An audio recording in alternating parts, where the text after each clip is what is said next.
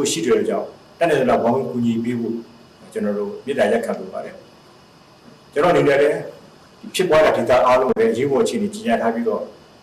ပြည်ပကူညီများပေးနိုင်မှုလည်းအခုလက်မှတ်ထားပြီးဖြစ်ပါတယ်မကြသေးကြရပဲအာဟာစင်တာနေပြီးတော့တည်ဆုံမှုနဲ့ဒါရရှိမှုတော့ဒီတဲ့တိုးလာစရာကျွန်တော်ရှိပါတယ်တချို့နေရာတွေမှာလည်းတိုက်တွေပြိုကျတဲ့ကြောင့်ဒီတိုက်တွေကိုလည်းပြန်ပြီးတော့မှ